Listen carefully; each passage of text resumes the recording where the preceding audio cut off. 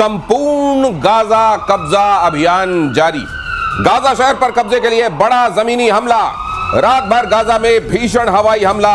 Israel सेना ने Gaza पट्टी की घेराबंदी शुरू की। जमीनी कार्रवाई, जमीनी सैनिक अभियान इस समय चल रहा है और उसमें कुछ भी ऐसा नहीं जिसको बख्शने के मूड में इजराइल के सैनिक नजर आ रहे हो। कुछ भी ऐसा जो गाजा के किसी भी तरीके से हमास के असाइलम के तौर पर गाजा में मौजूद है, हमास की निशानी के तौर पर गाजा में मौजूद है, उसको नेस्तो नाबूद किया जा रहा है। और ये तस्वीरें आपके सामने हैं। कई बार इस बात को कहा गया कि वो 7 अक्टूबर जिस दिन हमास ने शुरुआत की थी इजराइल के साथ अदावत की, उसी 7 अक्टूबर के पहले पहले हमास के गाजा में पूरी तरह खात्मे के साथ समाप्त किया जाएगा। इजराइल ने ये बात कही है। तो क्या उस तरफ अब ये चीजें बढ़ रही हैं। यहां तस्वीरें आपके सामने और जरा यहां पर देखिए भूमध्य सागर, खास तौर से उसके साथ इजराइल की पोजीशन और कहां पर कौन सी जगहें हैं, कहां पर असल में आप जानते हैं ये उत्तरी गाजा और दक्षिणी गाजा, ये मुख्य तौर पर इसके गाजा के वो इलाके ऑपरेशंस को इस तरीके से चलाया जा रहा है कि कहीं पर भी हमास का कोई निशान, उसके छुपने की कोई टनल, वहां किसी भी तरीके से गाजा का कोई निशान बाकी न रहे, ये कोशिश है। यहां पर हम बता रहे हैं आपको कहां पर क्या मौजूद है और इजरायली सेना इस समय क्या कर रही है ऑपरेशन के दौरान। एक्सपर्ट्स ये भी कह रहे हैं कि दूसरे तरीके मुमकिन थे जहां शायद गेहूं के साथ घुन ना पिसता, लेकिन इजराइल इस बार कोई चांस लेना नहीं चाहता। यहां पर सर ये जनरल सिन्हा, मैं आपके साथ शुरुआत करना चाहता हूं। यहां जो हम देख रहे हैं ये कई बार एक्सपर्ट्स और आप लोग ये कहते रहे कि इसमें दूसरे कई तरीके मुमकिन थे जिन पर शायद इजराइल विचार कर सकता था। इजराइल जाहिर है इजराइल तो कर ही रहा है, वो फर्स्ट पार्टी है इस पूरे मामले में। उसको क्यों इनमें से कोई भी तरीका एक्सप्लोर करना सही नहीं लगा? यही सही लगा जो वो कर रहा है इस समय। देखिए दिनेश, उनकी मनसा साफ है। मार्को रूबियो के आने के बाद वो पूरा का पूरा गाजा पट्टी पे पूरी कब्जा करना चाहते हैं। यदि आप ये देखिए, यदि हम गाजा सिटी की जब बात करते हैं और नॉर्थ में, तो जबालिया कैंप यहाँ पर है। गाजा सिटी ये है, ये वाली, और इसके 5 बड़े हिस्से हैं क्लोज की जी। और उसके साथ साथ ये भी एक पुराना इनका कैंप है। तो देखिए जबालिया को तो लेने के बाद गाजा सिटी को चारों तरफ से इन्होंने घेरा हुआ है। और आपने ही बताया था करीब 1 लाख ट्रुप्स हैं, हर एक किलोमीटर में 250 300 मीटर पे एक जवान। तो इसकी इन्होंने 2 घेराबंदी बनाई हुई है। उसके अलावा सबसे AI से उन्होंने पकड़ लिया फेस रीडिंग। जितने भी उनके हमास के थे, जैसे ही वो निकलते हैं वो पॉपअप होता है और AI से ही फायर आता है। तो बड़े बिल्डिंगों का मारना, और इन 5 जो मेन इनके इलाके हैं तकरीबन 100 के आसपास बड़े बिल्डिंग्स हैं। ये इसमें जो निशान हमने बताए हैं अपने दर्शकों को एक बार मैं एक्सप्लेन कर देता हूं जरा। उसमें कलर स्कीम के साथ देखिए, राहत वितरण केंद्र कहां पर हैं। वो जो आपको मेजेंटा कलर दिखाई दे रहा है, राहत वितरण केंद्र कहां पर हैं, यहां पर दिखाई दे रहे हैं। हालांकि इसमें आरोप ये भी लग रहा है कि राहत वितरण केंद्रों को भी निशाना बनाया जा रहा है। जबरन विस्थापन जिन जगहों से चल रहा है वो जगह कौन सी हैं, अभी ये मार्क करके आपको बताया गया। ये जबरन विस्थापन वाली जगह है। ये कहा जा रहा है कि यहां से लोगों को विस्थापित किया जा रहा है। इजरायली सेना कहां पर मौजूद है, उसकी मौजूदगी कहां पर है। खास तौर से यहां इजराइल की सेना मौजूद है। इजरायली सेना का कब्जा जिन जगहों पर है, ये पूरा इलाका जो आपको इसमें ग्रीन कलर से जो दिखाई दे रहा है, ऑलमोस्ट एंटायर गाजा, सिर्फ ये हिस्से को छोड़ दीजिए, वो वाली जगहें ऐसी हैं जहां पर इजरायली सेना का कब्जा है। क्रॉसिंग गेट्स कहां पर हैं और इजरायली क्रॉसिंग गेट्स कहां पर हैं, ये भी आपको यहां पर नजर आ रहे हैं। अब कुल मिलाकर ये 7 अक्टूबर डेडलाइन अगर ये लेकर चला जा रहा है, आज सितंबर आधा बीत गया है।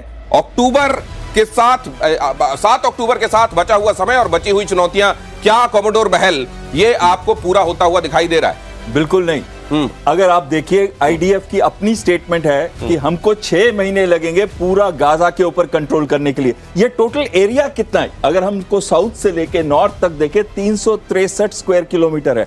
आपको एक कंपैरिजन देना चाहता हूं, दिल्ली को अगर हम देखें 1484 स्क्वायर किलोमीटर, यानी कि दिल्ली से 1/4 हिस्से का भी नहीं है गाजा। आज 2 साल पूरे होने जा रहे हैं और मुझे नहीं लगता कि इतने शॉर्ट पीरियड ऑफ टाइम में वो पूरा कंट्रोल कर सकेगा। ये जो ह्यूमैनिटेरियन कॉरिडोर उसने फॉर्म किए थे पहले, उस पे भी अभी ध्यान नहीं दिया जा रहा, जबकि 62 से लेके 67 हजार जो सिविलियंस है वो मारे जा चुके हैं और 2/3 इसमें से महिलाएं और बच्चे हैं। 50 बिल्डिंग्स जो गाजा सिटी के अंदर आती हैं वो जमींदोज की गई हैं पिछले कुछ हफ्तों के अंदर। 70% तो सर इस इंफ्रास्ट्रक्चर कैंपेन का कल्मिनेशन आपको क्या दिखाई दे रहा है? कल्मिनेशन सिर्फ एक ही है, या तो इंटरनेशनल प्रेशर बने, सॉल्यूशन हो, 48 जो रिलीज किए जाए, लेकिन हमास को तबाह करना। एक चीज मैं बोलना चाहता हूं इसमें, आपको पता है हमास की स्ट्रेंथ कितनी थी शुरू में? 30,000 से 40,000। आज कितनी है? 30,000 से 40,000। तो मतलब जहां थे वहीं है? जहां थे वहीं क्या है। ऐसा है या ये एक तरह का नैरेटिव है? क्या इसको क्या एम्पेरिकली इसको साबित किया जा सकता है? या 30-40 हजार थे और इतने ऑपरेशन के बाद भी 30-40 हजार हैं तो क्या रक्त बीज है? मैं आपके पास लौट रहा हूं सर ये खबर बताने के बाद। रिक्रूट हुए हैं 10 से 15 हजार और रिक्रूट कर लिया गया ऐसा कहा जा रहा है। लेकिन गाजा सिटी की सबसे ऊंची इमारत पर अटैक हुआ है। अल गाफरी टावर यहां का सबसे ऊंचा स्ट्रक्चर है, एयर स्ट्राइक से मलबे में तब्दील हो गया। ये देखिए किस तरीके से स्ट्राइक हुई है। टावर की नींव पर इजरायली मिसाइल जाकर हमला करती है और उसके बाद ये पूरी इमारत देखिए कैसे ढह जा रही है। ये बड़ी मिसालें, ये एक तो कहावत ये ताश के पत्तों की तरह, ताश के पत्ते किस तरीके से ढहते हैं जरा देख लीजिए। यहां इस इमारत को ढहते हुए देखकर आपको यह अंदाजा हो जाएगा। नींव पर जाकर मिसाइल अटैक करती है और उसके बाद पूरी इमारत किसी कटे हुए पेड़ की तरह गिर जाती है। ये सटीक अटैक किया गया था, चंद सेकंड्स में पूरी बिल्डिंग जमींदोज हो गई है। स्ट्रक्चर्स गिराए जा रहे हैं, इनका एक बड़ा सिग्निफिकेंस भी है और इनका स्ट्रेटेजिक सिग्निफिकेंस भी है। लेकिन उसके अलावा क्या वाकई हमास को समाप्त करना ये मुमकिन नहीं हो पाएगा क्या इजराइल के लिए? ये एक स्वप्न की तरह रह जाएगा क्या जनरल सिन्हा? नहीं, देखिए मेरा मानना दूसरा है कि आप जिस तरह से ऑपरेशंस चल रही हैं, देखिए सोच, कोई कहता है कि हमास का सोच ही नहीं बदल, वो तो आप किसी को टेररिस्ट का सोच तो बदल ही नहीं सकते हैं जिस तरह से उनको सपोर्ट मिलता है। मगर जब आप ऑपरेशंस करते हैं, ये कहना कि हाँ उन्होंने वहाँ पर, तो देखिए आपको पता ही है 23 लाख लोग रहते हैं, उनमें ज़्यादा की सोच इन चीज़ों के ऊपर में कि हमास के सोच से मिलती है। मगर 23 लाख को तो आप मार नहीं सकते, इसका मतलब है कि फेल हो गया, ऐसा नहीं होता है। यदि हम पाकिस्तान के पूरे सोच को बदल सकते हैं बाहर यहाँ बैठे हुए, लेकिन हमास, पर्टिकुलर हमास को खत्म होना पड़ेगा। ये इजराइल नहीं छोड़ने वाला है, ये उसके अस्तित्व का सवाल है। इस तरह से रेडिकलाइज्ड वे में उसकी सपोर्ट हट गई है, इतने लोग मारे जा रहे हैं, कौन सा देश आ गया उसके पीछे? तो क्या ये statement hopping against the hope जैसा है इजराइल के लिए? और क्योंकि उसने शुरू किया है तो वो इसको खत्म करना चाहता है, लेकिन खत्म करना क्या मुश्किल है, एक स्वप्न की तरह है। अगली खबर देखिए, यरूशलेम में नेतन्याहू से मिले अमेरिकी विदेश मंत्री। मार्को रूबियो से मुलाकात के बाद इजरायली पीएम का बड़ा बयान, हमास को विदेशों में आगे भी टारगेट किया जाएगा, नेतन्याहू ने स्पष्ट कर दिया।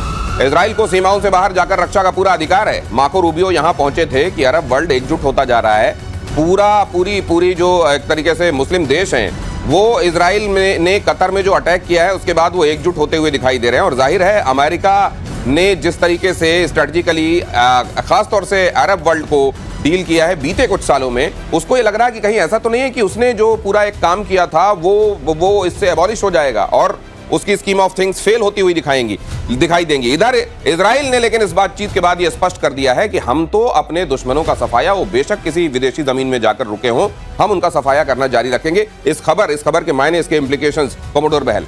देखिए, इसमें जो मीटिंग कल हुई है उसके अंदर उन्होंने इन्हीं बातों पे डिस्कशन किया है और सबसे पहले स्ट्रांगली कंडेम तो किया ही है, लेकिन इस बार वो पहली बार उससे आगे जाके बात कर रहे हैं और वो ये कह रहे हैं कि हमारी एक जॉइंट डिफेंस मैकेनिज्म होनी चाहिए, एक सिक्योरिटी कोऑर्डिनेशन को बेहतर बनाना चाहिए। ये कहना कि वहां पे एक मिलिट्री अलायंस हो जाएगा, ऐसा मुझे बहुत